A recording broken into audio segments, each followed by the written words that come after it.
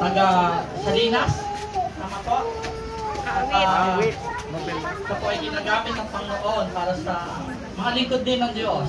At ganoon din ay siya ay nagmula sa isang mababang pamilya. O siya po ay dating tricycle driver, pero ngayon po ay siya ay pinagpala ng Diyos. At ganoon din siya ay ginagamit ng Panginoon sa ministry ng pagtulong sa ating mga lingkod ng mga Diyos, lingkod ng Diyos. At siya po ay may ilang anak po, Pastor? 5 anak, wow! Kami po ay 4. Hindi na po pwedeng ulit pa, kaya hanggang 4 na lang. So, tinatawagan ko po si Pastor Roland Cirillo, sana lang po mag-interview sa iba ang kanyang sasabihin para sa kanyang sarili. Sa Diyos po ang papuri. Magandang umaga po sa inyong lahat. Magandang umaga po. Ang Diyos ay mabuti! Amen! Amen. Sabi ng Panginoon, Jesus took the cup, saying, Babay ko muna sa akin. this cup is the new covenant in my life. Babay ko muna sa Ganda ng ano nyo, pangalan ng church, covenant. Sino po sa inyo may Bible? Taas po yung walang Bible, bibigyan ko ng Bible. Taas po yung kamay ng walang Bible. Sige po, bilang. Wala, iisa. Sige, isa lang. 2, 3 lang papadala ko rin yung Bible. Marami yan. Okay, sige, bilang. Pastor, may taga-bilang ka? Bibigyan ko kayo ng ganitong Bible. Sige po. Ilan? Yan. Sige, bilang, Pastor. Papadala ko dito yung Bible. Ganito. Pabilang. 1, 2, 3, 4, 5, 6, 7, 8, 9, 10, 11, 12, 13, 14, 15, 16, 17, 18, 19, 20. Mahalaga meron tayong Bible. Kasi pag wala kang Bible, magogoyo ka ng diablo. Alam niyo ang diablo, humarap sa Panginoon. Kapal na mukha ng diablo, humarap sa Panginoon. Gamit ang Bible ang gamit niya, ha? Sino sa inyo nabasa na niya yan? Nasusulat, sabi ng diablo, gawin mong tinapay ang batong ito. Alam ng diablong ito, talaga namang sabi ko, makakapal naman ang mukha ng diablong ito. Kasi salita ng Diyos, ginamit sa harapan ng Panginoon. Palagay niyo, kung hindi alam ng Panginoon ng Bible, ano kaya mangyayari? Kailangan may Bible tayo. Kailangan nagbabasa tayo ng salita ng Diyos. Pagkat ang salita ng Diyos ay pagkain ng ating kaluluwa. Okay. Andiyan yung asawa ko, si Ate Merly. Yun yung maganda sa likod. Hallelujah. Napakaganda ng inyong team. As for me and my house, we will serve the Lord. Ang ganda nga ng kante. We will serve. Alam nyo, 30 years na kami nagsaserve sa Diyos. Tuturo kami ng Bible study. Ang lahat ng bahay na puntahan namin para magturo kami ng Bible study, lahat pinagpapala. Bakit? Sapagkat yan ay nakasulat. Alam nyo, sabi ng Panginoon, it is written! No? Ang Bible, yung unang Bible na nasulat, wala yung nakalagay na number, walang verse. Tingnan nyo ang Panginoon pag nag-quote, walang nakalagay na verse. Pero alam ng Panginoon, ano sakto nakasulat. Kaya ang sagot niya, it is written! Pag sinabi mo, pag ang Bible binasa mo, susulat yan ng Panginoon sa puso. No? Pag may narinig kayong mga maling nagkokot ng Bible, alam niya mali. Or kulang, or mali ang application. No? Niwala ba kayo na kapag dumating ang Espiritu ng Panginoon, may kalayaan? No? There is freedom. Kapag ang Espiritu ni Kristo dumating, sigurado magtuturo siya. No? Sabi ng Panginoon, ang ituturo mo sa inyo ay lahat lamang ng narinig ko sa aking Ama. Ginaya lang ni Apostol Pablo. Itong si Apostol Pablo, siguro siya yung isang tinatawag na si Pastor, ano po kayo? Yung titulo ni Pastor? Siguro Bishop si Apostol Pablo. Sa Tagalog, kasi Tagalog itong Bible ko, mahilig ako sa Tagalog. Siguro siya ay Bishop. Ang sabi ni Apostol Pablo, ang lahat lamang ng narinig ko kay Kristo, ang ituturo ko sa inyo. Ang kaharap niya, mga mananampalatayang Kristiyano. Sabi niya, kung tungkol din lang sa religion, sabi ni Apostol Pablo, walang tatalo sa akin. Sa lahat ng mga naging kaedad ko, sabi ni Apostol Pablo, walang tatalo sa akin. Ako na yung pinakamasugid bilang isang talagang sagad na relihiyoso. Kaya ngayong umaga, maraming gagawin ng Diyos sa lugar na ito. May ilang pagkakahawig sa buhay namin ni Sister Merly, tsaka dito sa lugar na ito. Una, Covenant Full Gospel Church. Meron pa nga cross eh. Siguro ito yung New Covenant. Itinakpan siguro kasi cross eh. Di ba? Ang Panginoon niyang nasa cross. Ang Bible kasi, naniniwala ba kayo na hindi lahat na nakasulat sa Bible para sa'yo? Kasi ang diablo nga gamit Bible eh. Sabi ng diablo, tumalong ka dyan kasi ingatan ka naman ng Diyos, nakasulat. Sige nga, punta na natin sa Bible. Baka sabihin nyo, wala sa Bible ang aking Mateo. Mababa ko itong aking lalagyan ng aking balate. Ang balate ko, tawag ko dyan Bible. Yan ang aking balate. Marami na yung pinatumbang higante. Mateo chapter 3. Pero bago ko pumunta dyan, balikan ko lang yung pagkakahawig. Mula nang ako'y nanampalataya kay Kristo, ako'y nakipagtipan. Tagalog yung covenant, tipan eh. Ang tipanan, sino sa inyo may asawa na? Girlfriend, boyfriend. Para lang maintindihan nyo kasi pag hindi nyo yan naintindihan, mawawalan yan sa inyo ng halaga. Ang covenant, sa salitang covenant, tipanan. Magkatipan. Nung kami ng asawa ko, hindi pa kami mag-boyfriend, girlfriend, nagtipanan muna kami. Hanggang kami makasal at kami ngayon ay nagsasama habang buhay. May kinalaman yan sa pagtungo rito ni Kristo muli. Kapag si Kristo ginawa mong Panginoon, tinanggap mo, ginawa mong Panginoon, ikaw ay nakikipagtipan kay Kristo. Sa araw, kapag ikaw ay tapat, maraming Kristiyano hindi tapat. Akala niya nakipagtipan siya, yung pala hindi niya naunawaan. Parang katulad ko nung araw, marami akong katipan. Nung hindi pa ako Kristiyano, minsan 3, minsan 4. Totoo ito, pero dahil sa hindi ko pa kilala si Kristo, hindi ko naunawaan ito. Kapag tinanggap mo si Kristo, merong Kristiyano, tinanggap si Kristo, pero hindi niya naunawaan, kaya siya taksil. Ang tawag sa kanya, taksil. Pag Linggo, Kristiyano, pag Lunes hanggang Sabado, hindi. May iba siyang katipan. Hindi siya tapat kay Kristo. Palagay nyo, sino may asawa na? Taas ang kamay. Okay, huwag na yung iba. Ako na lang. Baka makasagasa ako ng buhay na may buhay. Kung ang asawa ko ay nagtaksil sa akin, natuklasan ko habang kami magkatipan, hindi kami magkakatuluyan. Hindi ko siya pakakasalan. Ganon din siya, malamang. Kung nalaman niya, ako pala'y taksil, malamang hindi kami magsasama habang buhay. Pag tinanggap mo si Kristo bilang Panginoon, kailangan tayo maging tapat. Upang tayo'y makasama ni Kristo hanggang sa kanyang muling pagparito. Iniwala kayo, parito muli ang Panginoon? Amen. Yan ang mahalaga. Bakit tayo nandito? Kasi nakipagtipan tayo kay Kristo. Nung una, nung hindi ko pa yan naiintindihan, pasway-sway ang buhay ko. Pero dumating ang pagkakataon, sabi ko, Panginoon, mula ngayon, ikaw na ang aking Panginoon. At magmula noon, nagbasa ako ng Bible, binasa ko ang salita ng Diyos, in-apply ko sa aking buhay. Sabi ko, Panginoon, turuan mo po ako. At tinuruan ako ng Panginoon dahil araw-gabi, umaga, gabi, hindi ako natutulog, pagising ko, Bible hawak ko. Kaya ang dami-dami ko ng Bible nasisira. Namimigay ako ng Bible.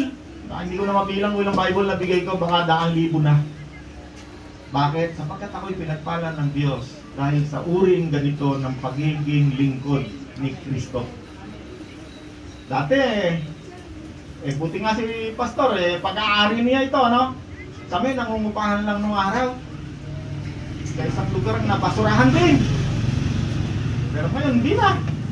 Naku po, pinagpala ko ng Panginoon. Hindi ko na matanaw ng kasaan na pagkilaki-laki na ng ginalaw ng Panginoon sa aking buhay. Kung narinig niyo yung RCPJC, No, nag-umpisa kami sa isang kaliit-liit na nangungupahan kami sa isang kaliit-liit na lugar, basurahan. Pero dahil nga sinabi ni Kristo, ako'y naparito upang ang mga tao ay bigyan ng buhay na masagana. Nabasa niyo na sa Bible yon? Buhay na masaya at buhay na walang hanggan. Pag ang Panginoon nagsalita, palagay niyo sinungaling? Sigurado gagawin. Kaya ngayong umaga, I believe na ako'y dinala rito ng Panginoon upang maging tagapagsalita niya. Upang ang mga taong naririto na aking mga kapatid, no?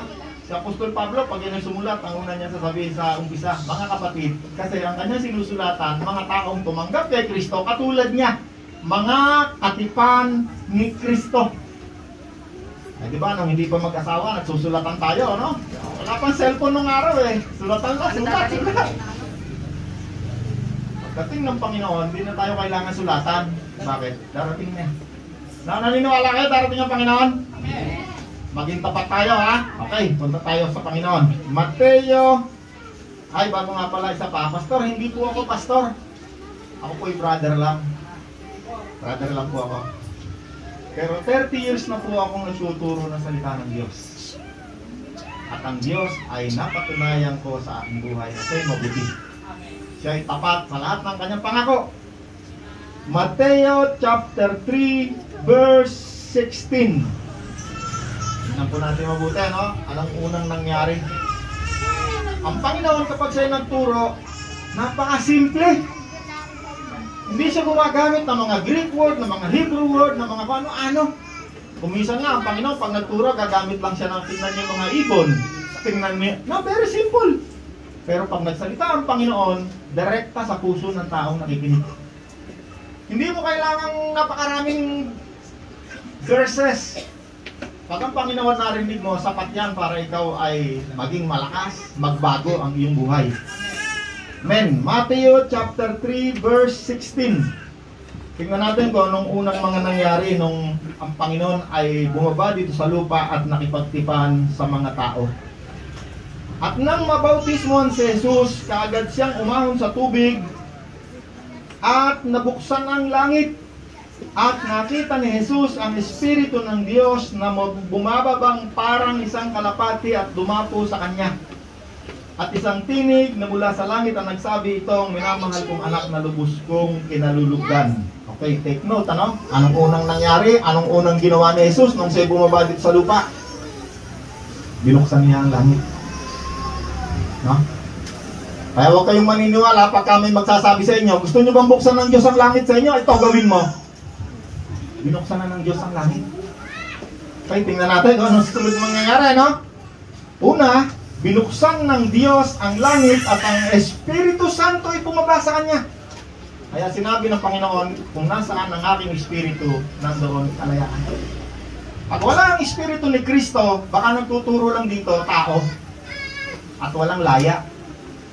Pag nagturo ang tao, walang laya yan.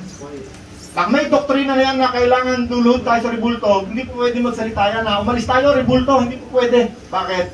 Walang laya. Pag si Kristo dumating, andyan ang kalayaan.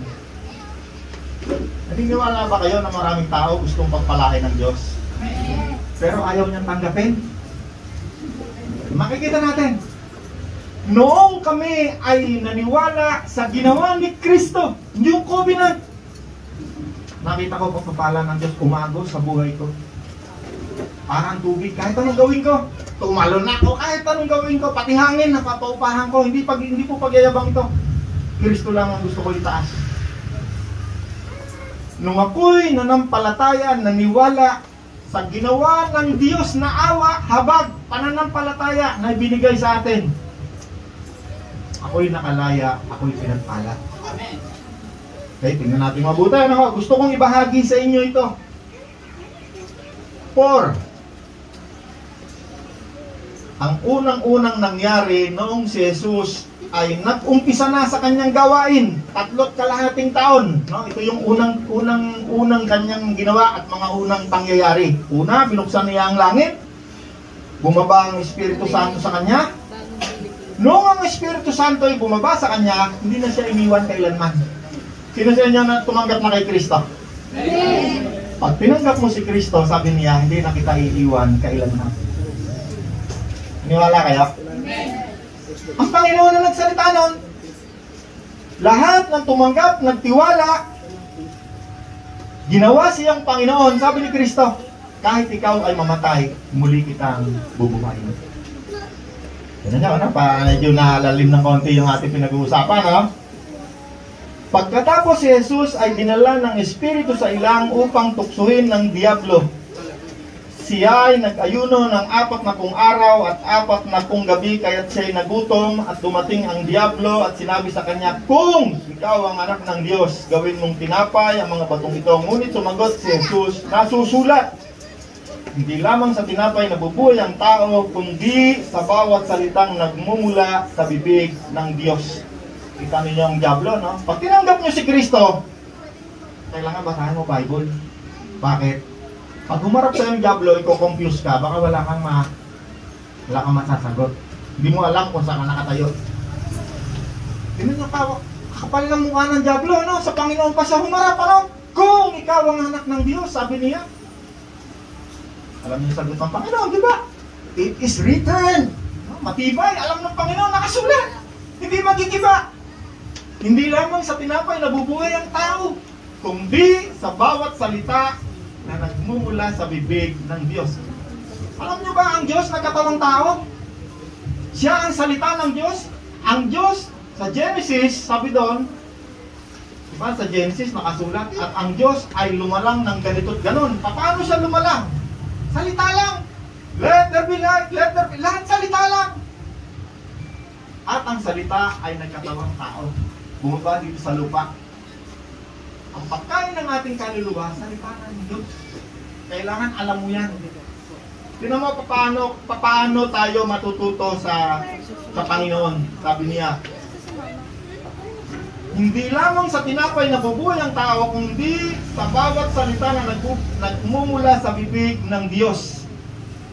Alam niyo ba yung kaluluwa nyo pag hindi nyo pinakain? Sino sa inyo kumain na ng umagahan? Yung katawan natin kanina. Oh, maraming hindi pa, ano? Tanghalian, siyempre, hindi pa rin. Kagabi, kumain kayo bago matulog. Eh, nung umagahan kahapon, taka tanghalian, sigurado, kumain kayo. Kung hindi kayo kumain, baka hindi kayo nakarating dito. At baka hindi kayo makakaptrabaho bukas. Bakit? Manghihina ang katawan nyo. Hallelujah. Ang tao, pag sinabi mong ikaw ay tao, meron niyang 3 komposisyon.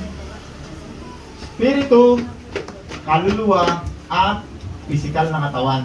Yung kaluluwa, yan ang nag-i-impluensya sa lahat ng mga ikinikilos ng iyong physical na katawan. Yung kaluluwa mo, pag hindi mo yung pinakain, manlulupay-pay. Bibit-bitin niya ng lahat ng nasa ng physical na laman. Gagawa yan ng lahat ng uri ng kasalanan, pagtuktutan. Hindi mo yan mapipigil. Kaya ang isang tao, mababago lamang yan sa oras na si Kristo gawin niyang Panginoon. Yung kanyang kaluluwa, yung kanyang espiritu, magiging isa. Kaya sinabi ng Panginoon, ang lahat ng nakipag-isa kay Kristo ay naging bagong nilalang na.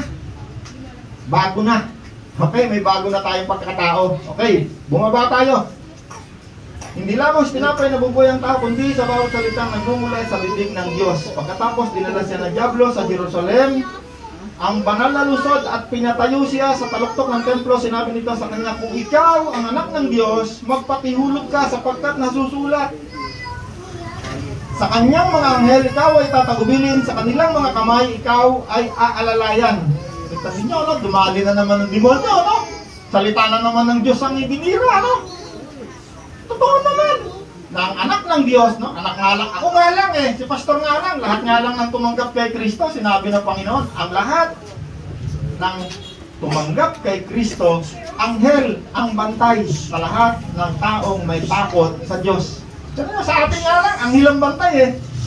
Ang Diablo alam din, pero meron siyang sinabi na kung hindi mo alam na nakasulat o hindi nakasulat, baka ikaw ay gumalang o gawain mo, madisig ka, madaya.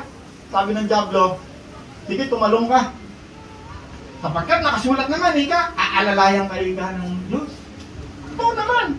Alam nyo ba na kapag ang salita ng Diyos o ang isang kwento, kapag yan ay hindi kumpleto, maaaring yan ay kasinungalingan. Naniwala kayo? May mga tao na ang Bible talagang ginagamit nila para makakuha ng pera o para mahutput ang inyong pera. Si Apostol Pablo, yun ang kabiling-bilingan nung siya ay huhulihin at itatalin at papatayin na siya, dadalhin na ng Roma. Sabi ni Apostol Pablo, ingatan mo ang mga tupa, sapagkat sa aking pag-alis, magsisilabas ang mga asong gubat. Mahal na mahal ni Apostol Pablo ang mga tupa. Sino rito tumanggap kay Kristo? Taas ang kamay. Ang tawag sa atin, mga tupa ng Diyos. Tayo yung mga tupa. At ayaw na ayaw ng Panginoon na ang mga tupa ay pagsasamantalahan ng mga lobo, ng mga maninilang aso. Niwala kayo? Amen. Pag ang Panginoon tumating dito, palagay nyo, hingihan tayo ng pera? Palagay, sino palagay nyo?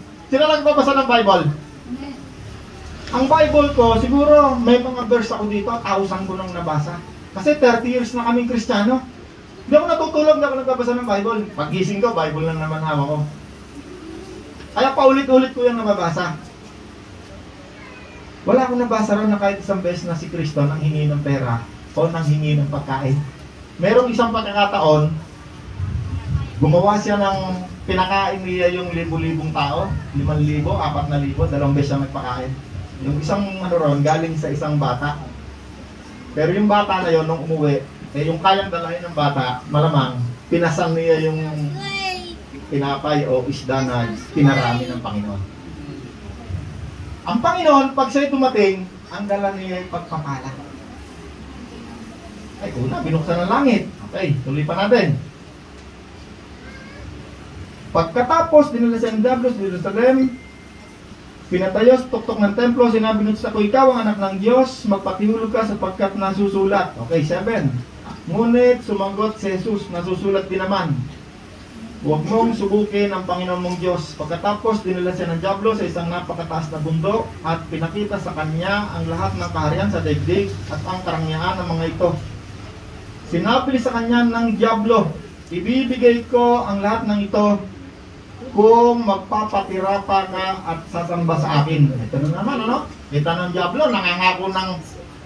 Ano yung ipinangako ng Diablo sa Panginoon? Lahat ng karangyaan, kayamanan, dangal, lahat ng bagay na pisikal sa mundong ito. Pero meron siyang pinagagawa. Sabi niya sa Panginoon, sambahin mo na lang ako para... Ito na, kaya kumisan, basahin ninyo ang Bible nyo, hawakan ninyo ang Bible nyo, minsan sa buhay nyo may tatayo sa harapan ninyo. Sabihin sa iyo, gusto mo ng pagpapala?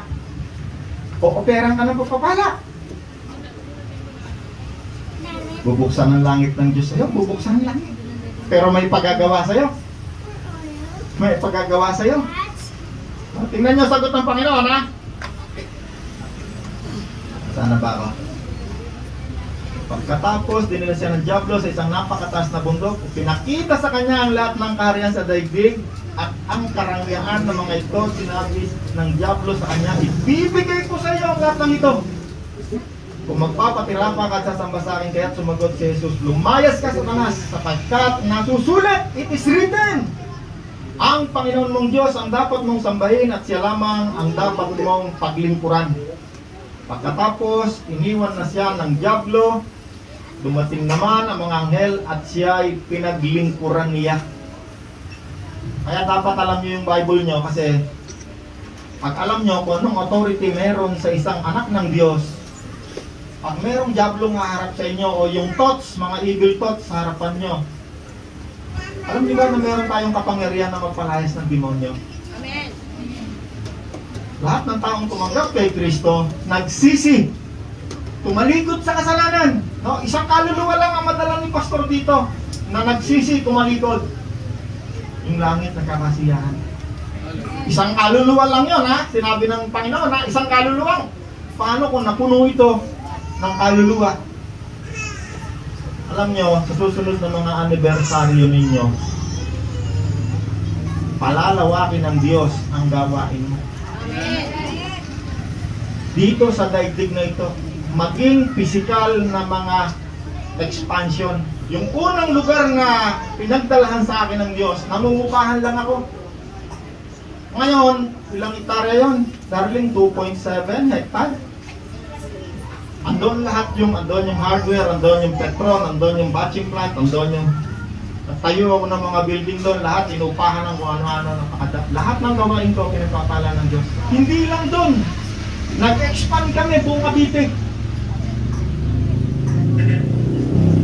Tingnan natin kung anong gagawin ng Diyos, ano? Pagkatapos ay iniwan na siya ng Diablo. No? Anong ginawa ng Diablo? Inoopera ng Panginoon, ha? Tinetang, sinusuhulan. Ang mundong ito, punong-puno ng korupsyon. Kaya nanalo ba kandidato niya? Pag nanalo na, pag inalal na ng tao, yun yung kalooban na ng Diyos. Kaya balik na ulit tayo, magkakaibigan na ulit tayo, magkakapatid na ulit. Tapos na eleksyon, yun na ay bahagi ng tinatawag natin ng demokrasya. Kasi kung ayaw nyo ng eleksyon, punta kayo sa China, komunista, sa Russia, walang eleksyon doon. Kung ayaw nyo naman ng eleksyon, punta kayo sa Iran, sa Iraq, wala rin eleksyon. Ano lang doon, yung theocracy, sa ISIS, walang eleksyon. Okay. Mahalaga na alam natin kung anong salita ng Diyos kasi bilang anak ng Diyos, darating at darating ang isang araw. Harap sa inyong ng Diablo. Pag hindi mo alam kung ano sasabihin mo, gagawa ka ng mali. Madideceive ka. Ang Diablo ay naparito upang mandaya, manira, manakit, magnakaw, pumatay. Wala nang iba. Subalit si Kristo naparito upang ang mga tupa ay bigyan ng masaganang buhay, buhay na ganap at kasiyasiyan. Amen! So kung susunod rin lang tayo, sino pipiliin nyo? Anak ng Diyos, anak ng demonyo? Merong dalawang pagkakakilanlan sa anak ng Diyos. Ang anak ng Diyos hindi nagpapatuloy sa paggawa ng kasamaan. Kaya ikaw makakaalam kung ikaw anak ka ng Diyos o anak ka ng demonyo. Ang anak ng demonyo, hanggang dumating si Kristo, patuloy yan sa paggawa ng kasamaan. Walang tigil, hindi titigil yan. Alam mo lang, naku, anak ng Diyos to. Pag alis nyo dyan sa pintuan na yan, maraming lihim na gagawin ng kasamaan. Kaya ikaw na may katawan, ikaw nakakaalam kung ikaw ay anak nga ba ng Diyos, matapos mong tanggapin si Kristo, nagbago ba ang iyong buhay? Pinatutunan tayo. Ay, naku po. Tuloy pa natin. Nag-offer, okay. Mateo chapter 4 verse 17. Pagmula noon ay nangaral si Jesus. Okay, ito yung mga unang nangyari. Anong ginawa ng Panginoon?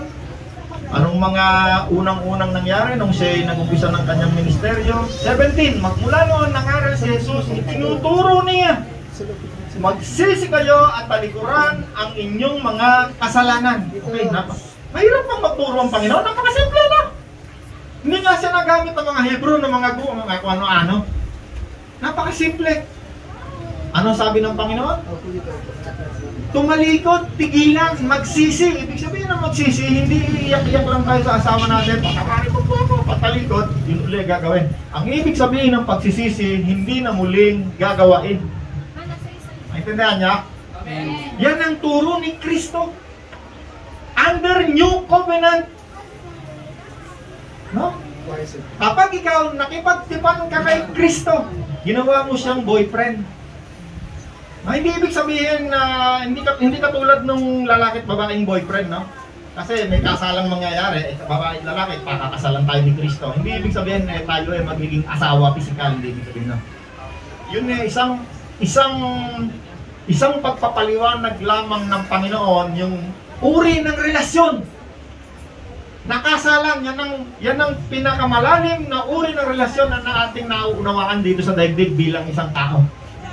Anak, ama, asawa. Yan ang pinakamalalim na relasyon na alam natin. Kaya hinalintulad ng Panginoon ang pakikipagrelasyon ng isang tao sa Diyos. Alam niyo ba na magkaiba yung religion at saka yung relasyon kay Kristo?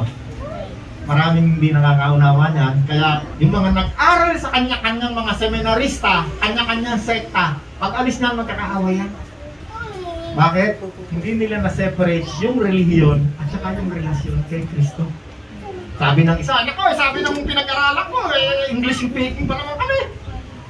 Yung isa naman, galing sa ganitong seminarista, magkakaiba yan ang tinatawag na doktrina sa kanya-kanyang sekta. Pakinggan nyo si Kristo. Wala siyang doktrina. Bible lang, pure Bible. Basahin nyo. Hindi mahirap unawain ng Bible. Kahit hindi ka marunong umunawa ng English, Tagalog, Bisaya, kahit ano, basahin mo Bible, tuturuan ka ni Kristo. Basta mahalaga, maalaman mo muna ang pakikipagrelasyon sa Diyos. Iba yung relasyon, iba yung relihiyon. Tandaan niyo yan. Walang relihiyon na makapagliligtas sa isang tao. Sino naniniwala ron? Si Kristo lang ang tagapagligtas. Wala nang iba. Naniniwala kaya? Kailangan malalim ang relasyon kay Kristo. Nang sa ganon, pagdating ni Kristo, makakasama tayo. Magkakaroon ng isang napakagarbong kasalan. Hindi literal na kasal. Halimbawa lang yon ng uri ng selebrasyon. Kasi ang isang tao, yan ang pinakamalalim, pinakamasayang selebrasyon sa isang tao. Yung ikaw ay ikakasal sa makakasama mo habang buhay. Yun ang halimbawa ng Panginoon. Amen? So, mahalaga ang Panginoon, ano? Kahit anong religion, walang religion magliligtas. Si Kristo lang. No? Sino na naniniwala ron? Kasi kapag ang tagapagligtas mo, religion mo, tablay ka. Baka hindi ka pupunta sa baka lang ha. Okay. Magmula noon ng araw si Jesus, magsisi, talikuran ang inyong mga kasalanan sapagkat malapit na dumating ang kaharian ng langit. Okay. Tatalon uli ako. Dito lang muna tayo sa Mateo, huwag na tayo lumayo. Dito lang. Mateo chapter 5. Okay, Mateo chapter 5 verse 3. May Bible kayo? Wala yan, no? Baka ma-deceive ko kayo. Ay, ayun pala. sorry. Maganda pa rin meron kayong sariling Bible. Kasi pag uwi nyo, kailangan basahin nyo. Mag-meditate kayo. Sabi ng Diyos, dili-diliwin ninyo ang kanyang salita araw at gabi. Ha? Sabi ng Diyos yun, ang Diyos ang nagsalita nun. Kasi pag hindi nyo dinilili-dili ang salita ng Diyos, pag uwi nyo ng bahay, nanood ng mga ano-ano palabas sa TV. Yung mga napapanood nyo, akala nyo, yun ang ngayon totoong buhay. Alam nyo ba ngayon, lalo na to, before election, napakarami dyan yung mga nakikita nyong balita, mga palabas. Karamihan dyan, fake news. Pati yung mga pelikula na napapanood natin sa TV, sa sinihan, karamihan dyan, hindi yan ang totoong landas ng buhay. No? Minsan nakapanood tayo yung bida, naku po, yung bida, 3 asawa. No? Akala natin, naku, yun pala, pwede pala. Naging guide mo na yung napanood mo. Ang salita ng Diyos, ang gabay sa landas ng buhay para hindi tayo maligaw. Hindi yung TV. Okay, balik tayo rito. Paano tayo, anong ginawa ng Diyos, no? Ang Panginoon ay dumating. Mateo 5 verse 3. At siya ay nagsimulang magturo sa kanila, pinagpala ang mga tao walang inaasahan kundi ang Diyos sapagkat kabilang sila sa kaharian ng langit. Pinagpala ang sapagkat aalinin sila ng Diyos. Pinagpala ang mga ba sapagkat mamahalin nila ang daigdig. Pinagpala ang mga may matinding kahangarin na sumunod sa kalooban ng Diyos sapagkat sila ay bibigyan ng kasiyahan ng Diyos. Pinagpala ang mga mahabagin sapagkat kahabagan sila ng Diyos. Pinagpala ang mga may malinis na puso sapagkat makikita nila ang Diyos. Pinagpala ang mga gumagawa ng paraan para sa kapayapaan sapagkat sila ay tinuring ng mga anak ng Diyos. Pinagpala ang mga inuusig dahil sa kanilang pagsunod sa kalooban ng Diyos sapagkat kabilang sila sa kaharian ng langit. Pinagpala ang mga nilalait at iniusig ng mga tao at pinaparatangan lahat ng uri ng kasamaan ng pawang kasinungalingan ng dahil sa akin. Sino sa inyo ang isa nandito? Sino sa inyo rito inuusig dahil kay Kristo? Oh, wala. Meron? Taas ang kamay. Sino sa inyo rito ang inaasahan lamang ang Diyos? Amen. Taas ang kamay. Okay. Sino sa inyo rito ang pinagpala, nagdadalamhati sapagkat aaliwin sila nagdadalamhati? Siguro, wala naman yata. Meron siya. Yung mga na... Okay. Sino sa inyo rito ang mapagpakumbaba? Sabi, pinagpala ka. Hindi sinabi, pagpapalain ka pa lang, ha? Pinagpala na you're blessed. O, kasi ang unang-unang ginawa ng Diyos, binuksan ang langit, eh. Hindi. Ikaw, kapatid, alin dito ang nandun ka sa pinagpala? Sa dinami-dami ng pinagpala ng Diyos, nakasali ka ba ron? Ikaw, sister. Alin doon? Pinag-usig ka. Sabi, pinag-usig, pinagpala ka. Alam nyo ba, wala isa man dito na hindi pinagpala ng Diyos? Pag mayroong dumating sa harapan ninyo, sasabihin sa iyo, gusto mo bang pagpalain ng Diyos? Ikaw maniwala ron? Pinagpala ka na ng Diyos nung tinanggap mo si Kristo? Gusto mo ba ikang buksan na ng Diyos ang langit sa iyo? Pero hihingi pala ng pera.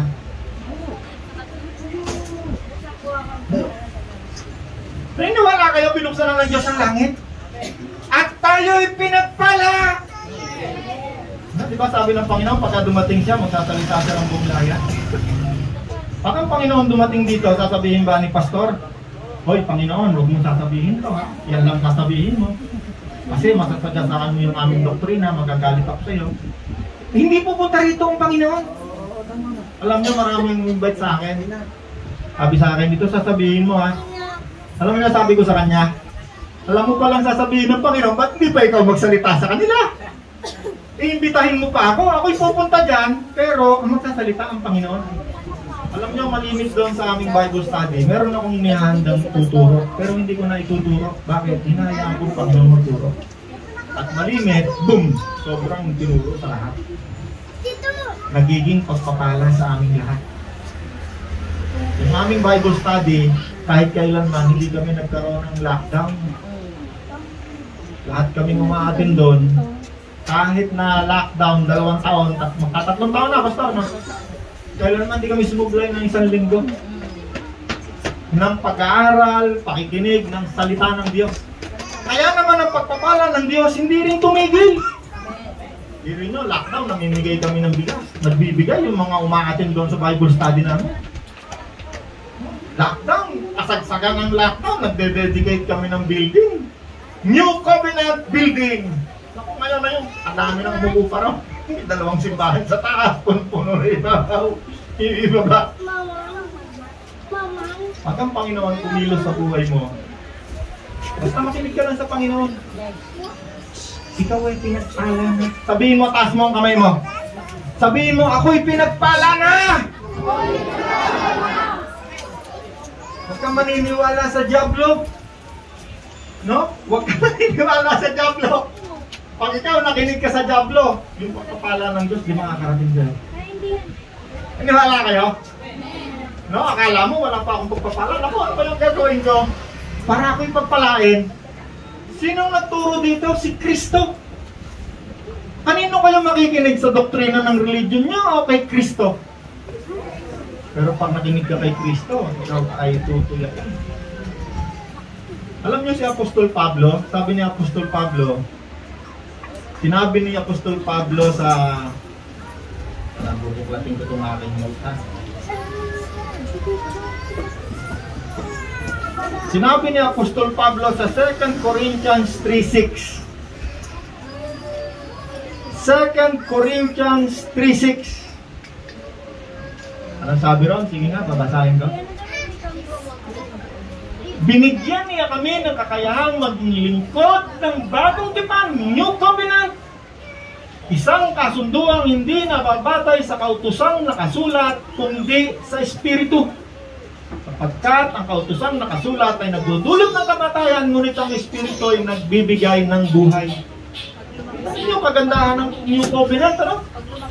Nakabatay sa Espiritu Santo. Alam niyo ba, ang Diyos ay nakipagtipan sa mga tao maraming beses na.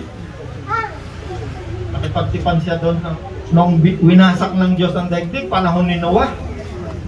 Diba? Nakipagtipan ng Diyos sa kanya. Anong tanda ng tipanan? Yung rainbow. Sabi ng Diyos, mula ngayon, di ko nawawasakin ng daigdig, pamamagitan ng tubig. Nakipagtipan na naman ng Diyos kay Abraham. Anong tipan? Anong tanda ng pakikipagtipan? Yung katawan ng mga lalaki. Yung tinuli tayo. Yan ang tanda ng tipanan kay Abraham. Lahat ng lalaki, tutulihin. Sa mga Hudyo. Sino rito Hudyo? May Hudyo ba rito? si Bishop. Hindi naman siguro Hudyo si Bishop, ano? Negro. Sino sa inyo rito hentil? Taas ang kamay. Okay, may dalawang tao dito sa Bible. Yung isa, pag ikaw hindi ka Hudyo, automatic ikaw ay hentil.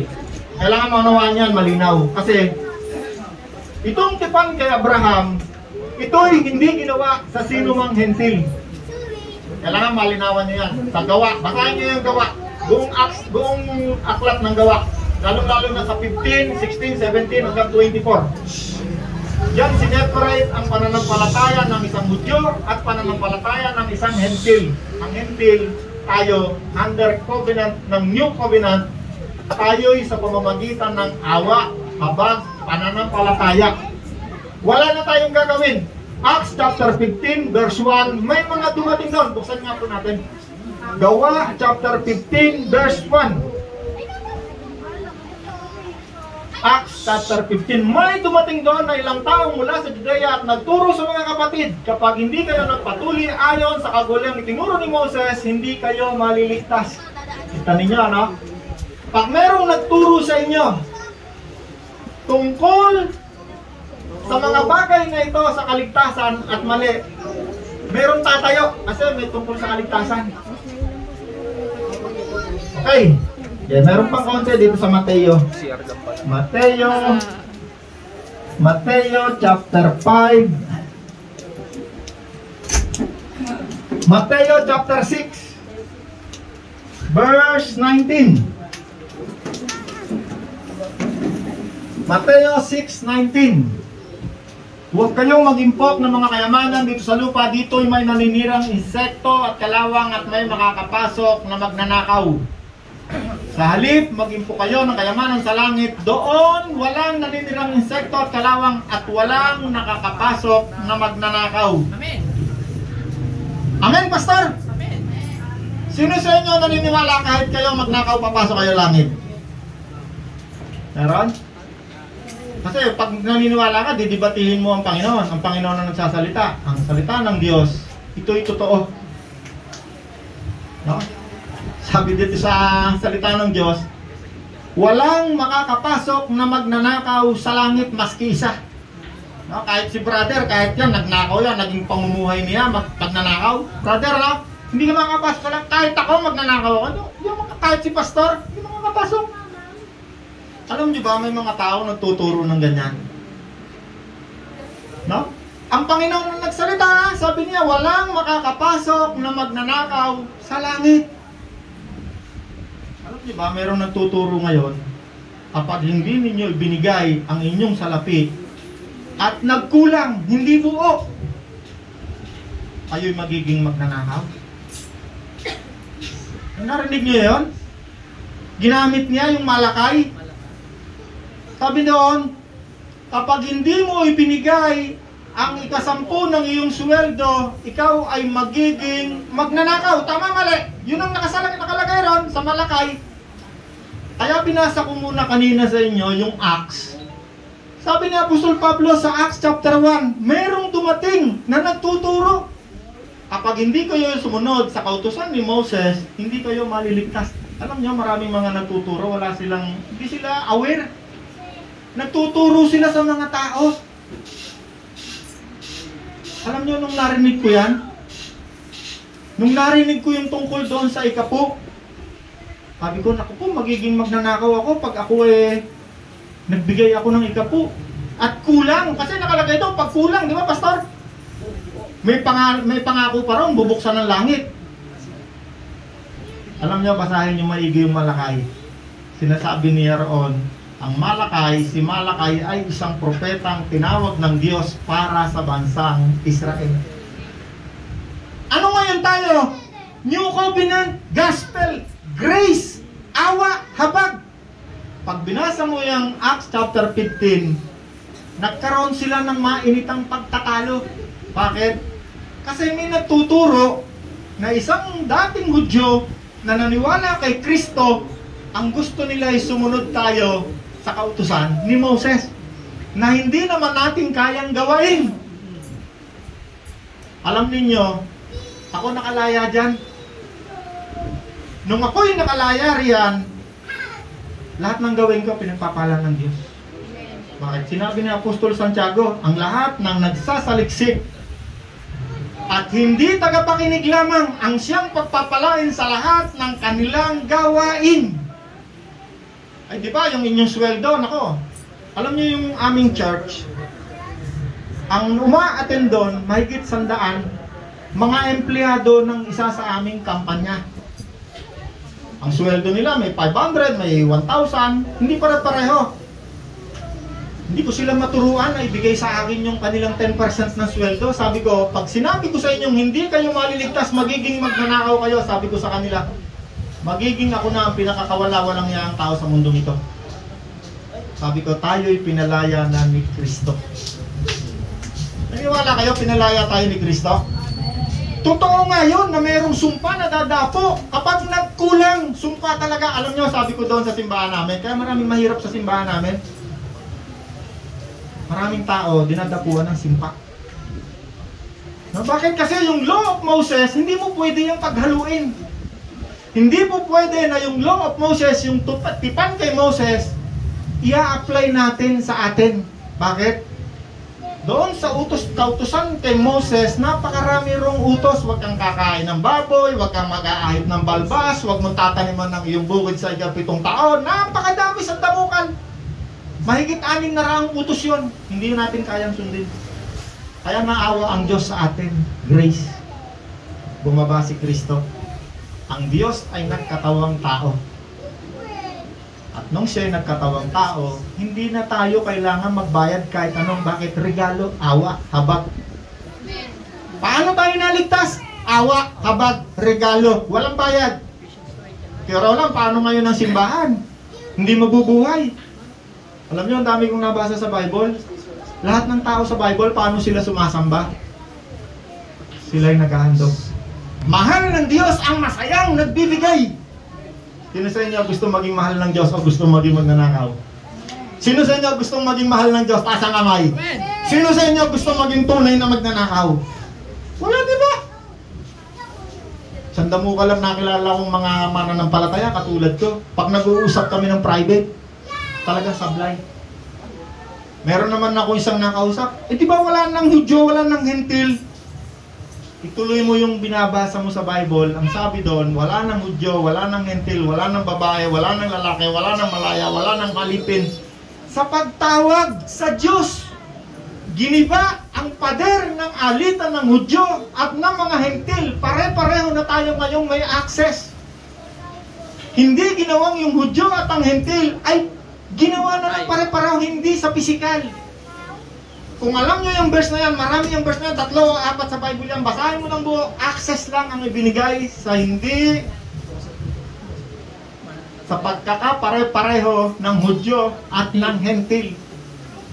No, ang tawag ko dyan, sa doktrina na yan, tiyane, kukuha ng chopstick. Yung papakinabangan, kukunin, i-apply sa mga Hentil. Kaya sabi ng Panginoon, pinalulunok ninyo yung kalabaw, pero yung gamo-gamo, ayaw niyong pansinin. Pagka pakikinabangan sa tiyan, ayaw nilang turo. Pero yung katuruan na talagang naman silaki ng kalabaw at mabibilaukan ka, talagang pilit papalunok sa iyo yan. Ang salita ng Diyos ay pagkain. Ibig sabihin, pinapalunok. Pilit na ipinapakain, pilit kang pinapaunawa, pilit kang pinapapaniwala sa isang katuruang hindi para sa atin. May naunawaan tayo?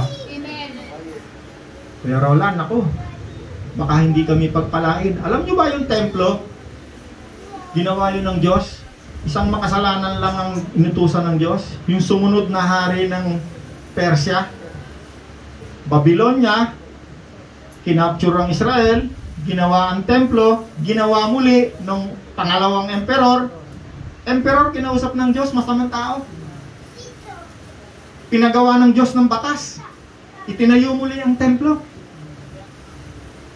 Si Apostol Pablo, balik tayo kay Apostol Pablo. Si Apostol Pablo, nung siya hinuli, nasa loob siya ng templo. Alam niyo kung ano ginagawa ni Apostol Pablo? Naghahandog. Alam niyo, mayroong isang peking propeta. Siya hindi pala isang peke, isang tunay na propeta. Nakipagduelo siya sa napakaraming propetang peke. Anong sabi nila? Magduduelo tayo. Paano tayo magduduelo? Maghahandog tayo. Yung tatanggapin ng Diyos. Yun ang akin. Si Abraham, naghandog sa Diyos. Basahin mo ng buo. Ano nakalagay? Saan galing? Hindi galing sa kanyang sweldo. Hindi galing sa mga alaga niyang baka. Galing sa plunder, samsam. Isang beses lang niya ginawa yun. Hindi niya yung ginawa ng maraming beses. Pero si Abraham, maski saan niyang pumunta, gagawa niya ng altar, maghahandog sa Diyos.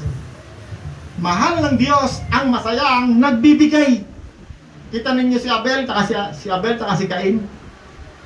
Itong isa, naghandog. Pareho sila naghandog. Anong sabi ng Diyos doon sa isa? Ba't ganyan ang pagmumukha mo?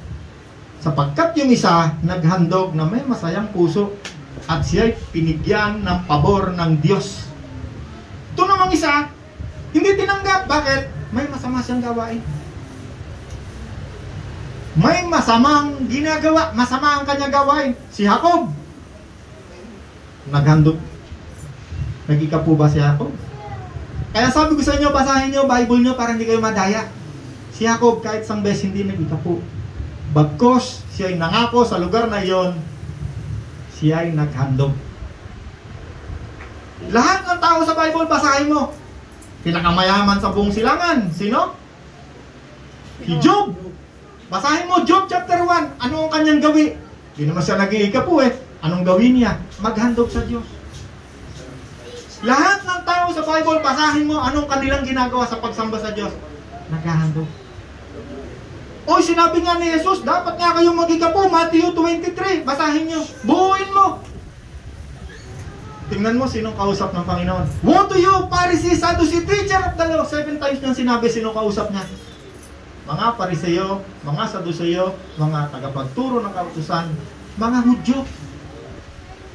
Pero alam, kung matuturo yan, baka palayasin ka sa simbahan nyo. Pinalayas nga ako. Totoo yan. Ngayon ko lang yan nakwento. Bakit? Kapag dumating ang Espiritu ni Kristo, nandoon ng laya. Hindi ko pwedeng isulat dito anong sasabihin ko sa inyo. Pag dumating ang Espiritu ni Kristo, isa lang ang gustong gawin ni Kristo sa ating lahat. Ano yon? Pagpalain tayo. Gusto ni Kristo na tayo lahat pagpalain. Alam niyo kung kanino ko unay tinuro itong palayaan na to? Sa pamilya ko. Sa aking sariling pamilya. At alam niyo ba, nung ako'y naniniwala dito sa doktrinang ito na ikapo, kahit anong gawin ko, guilty ako. Sabi ko, Panginoon, ano ba talaga? Turuan mo po ako. Tinuruan ako ng Panginoon. Ako lahat ng verse sa Bible, sinulat ko isang notebook. No? Sabi ng mga tao, naku, yung si Roland, yan ay nakinig kay Eli Soriano. Naku, kahit sa best na ako nanood kay Eli Soriano. Sabi ni Apostol Pablo, lahat lang ng narinig ko kay Kristo. Yun lang may tuturo ko sa inyo. Amen. May naunawaan tayo ngayong umaga. Amen. Kaya Roland, baka makagalit sa iyo yung doktrina. Alam niyo bakit tinuturo ko to sa mga tao? Para pagpalain kayo katulad ko. Alam niyo ba, dinala ako ng Panginoon sa isang simbahan? Wala akong malay talaga ang Panginoon na nagdadala sa inyo. Kung kayo narito ngayon, ang Panginoon nagdala sa inyo rito. Dinala ako ng Panginoon sa isang simbahan. Ang uma-attend siguro mga 20, mga 30 hanggang 50 siguro. Ang simbahan na napuntahan ko, katulad ng sinasabi ko sa inyo. Ang mga uma-attend, super yayaman, talagang super yayaman. Hindi sila naniniwala na ikapo. Pero kung magbigay sila sa simbahan, ako po, hindi. Grabe. Mahirap ako nung dumating ako doon sa simbahan yun. Nakita ko yung mga tao paano pagpalain ng Diyos. Sobra. Pero lang, papatayin mo ba simbahan? Gusto kong pagpalain ng Diyos ang mga tao, pati simbahan. Pag tayo'y nakinig kay Kristo, sigurado, wala tayong guilt, masaya tayo lahat. Lahat ng gawin mo sa buhay mo, pagpapalain ka ng Diyos.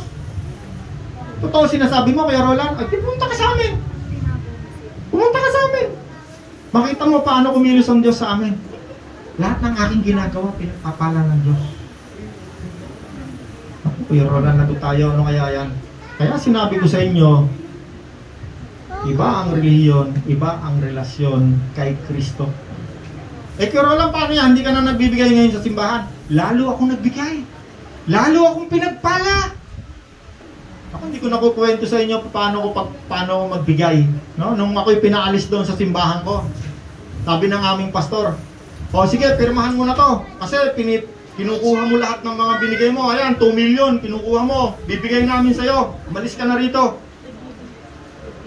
Sabi ko, nako, mabuti pala tong asawa ko, nung nakaraang taon, kumuha ng record sa accounting. Eh, nagpatayo kami ng simbahan, nagbigay kami ng 2 milyon, Sabi namin, bakit nyo kami paaalisin na kami hindi nagbibigay sa simbahan? O, yan ang record namin. 3.7 million, isang taon lang yan. O, yan, iiwanan ko yan sa inyo. Tingnan nyo, nakarecord sa accounting nyo. Alam nyo bakit ako paalisin? Bakit ako pinaalis? Kasi nakinig ako kay Kristo. Hindi sa religion. At ngayon, naging malaya kami. Naku, napakarami namin natutulungan. God is good! Kahit patayin niyo ako rito.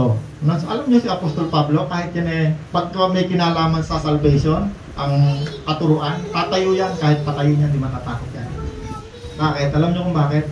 Sapagkat ang nagpapakain sa Kanya, sa mga tunay na sumusunod kay Kristo, ang Diyos. Hindi yung reliyon. Amen! Amen!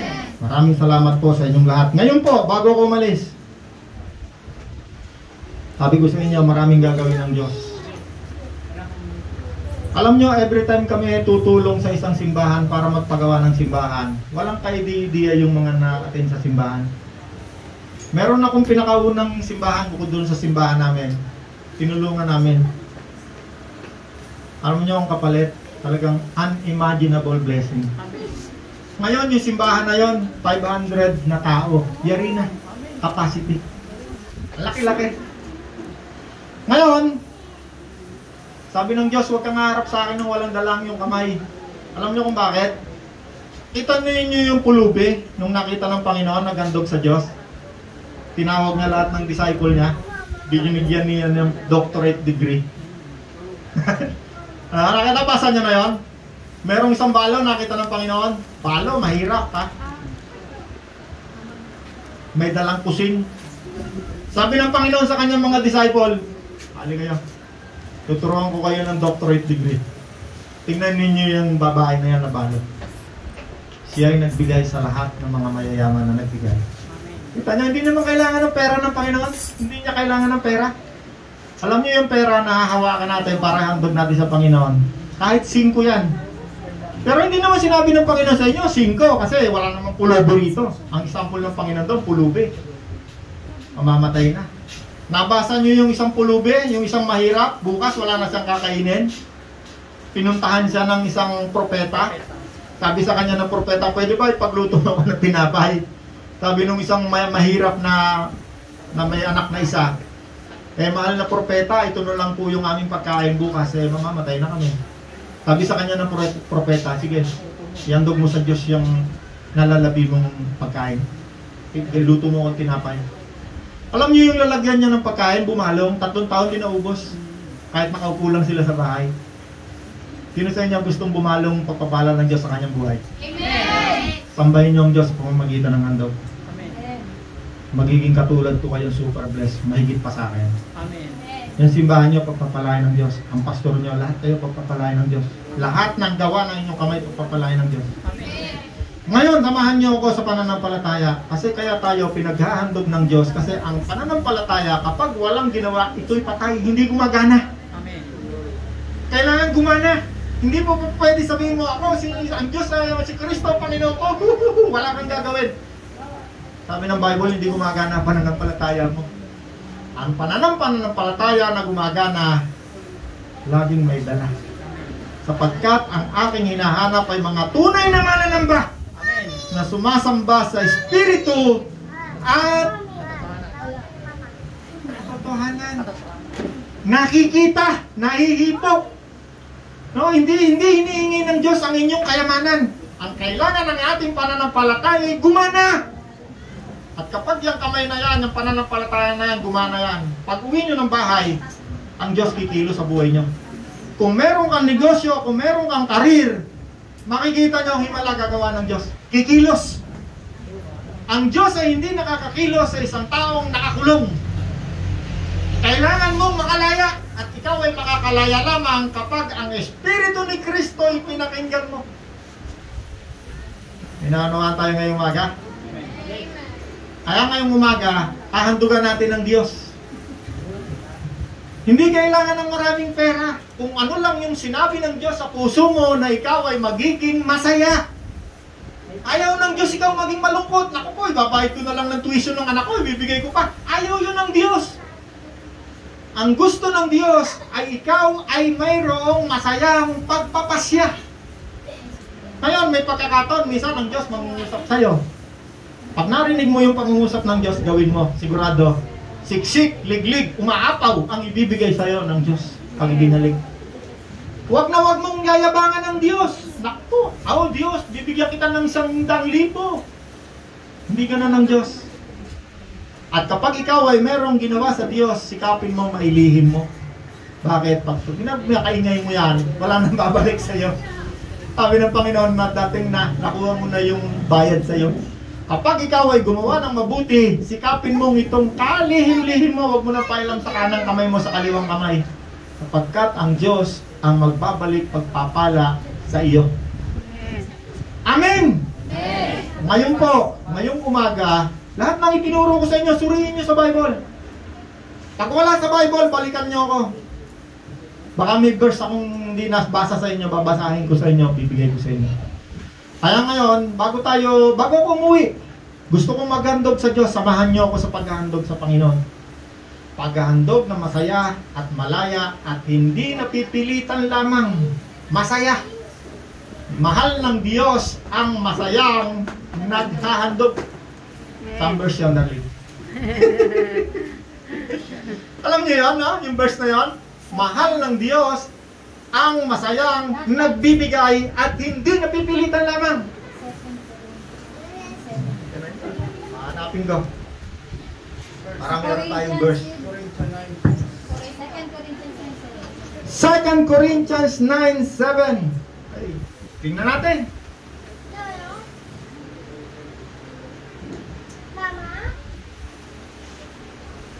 2 Corinthians 9:7. Tulad ng nasusulat, ang bawat isa ay dapat magbigay ayon sariling pasya, maluwag sa loob at di napipilitan lamang, sapagkat iniibig ng Diyos. No, sino sa inyo rito gustong mahalin ng Diyos? Amen. Sapagkat iniibig ng Diyos ang kusang nagbibigay ng may kagalakan. Kayang umaga tayo magbibigay ng may kagalakan. No? Wala siguro ditong pulubi na magbibigay lang ng 5. Alam niyo, diyan ako challenge ng Panginoon nung unang bumuhos ang pagpapala sa amin.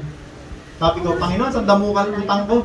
Ano ibibigay ko? Alam niyo kung ano binigay ko sa Panginoon na hinandog ko pagdating ng Sunday?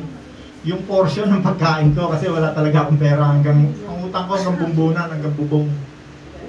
Nung ginawa ko yung masayang pagbibigay, paghahandog sa Diyos, mula nun, ang customer sa tindahan ko, no, maliit lang tindahan ko, pag bumili ng 1 kilong pako, papabili ko lang sa kabila.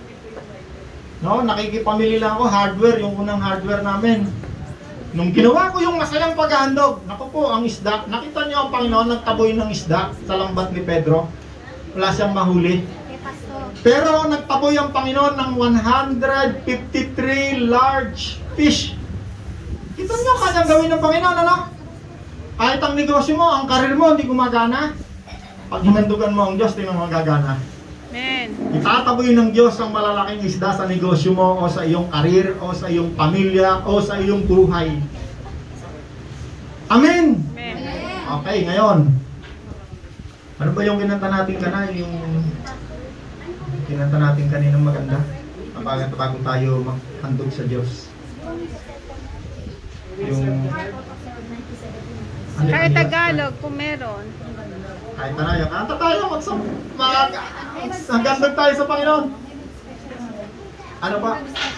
Ayun, sige po, sige. Pero bago po tayo tumayo at magbigay ng handog sa Diyos, pwede ba itaas nyo yung handog nyo sa Diyos? At bago nyo yan dalahin dito, alam nyo nung nakita ng Panginoon yung balo, yung mahirap na magbibigay ng pusing.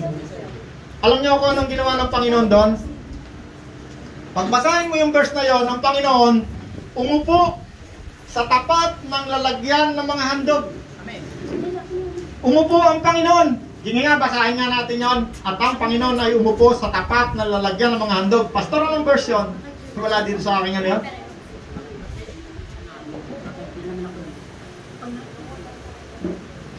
At ang Panginoon ay umupo sa tapat ng lalagyan ng mga handog. Alam niyo kung bakit umupo ang Panginoon sa tapat ng lalagyan ng mga handog? Sapagkat doon sa altar, dalahin mo doon, ibulong mo sa Panginoon kung ano ang nais mong gawin ng Diyos sa buhay mo. Alam niyo kung bakit pupunta tayo ng altar para tayo maghahandog? At bakit ang Panginoon ay umupo sa tapat ng lalagyan ng mga handog? Nais ng Diyos na marinig niya kung ano ang iyong request, panalangin. Kaya kapag ikaw ay merong gustong hinihiling sa Diyos na hindi mo kayang gawin, na wag mo yung kaya mong gawin, yung hindi mo kayang gawin. Kung nalulugi ang negosyo mo o kung ano man, ibulong mo sa Diyos.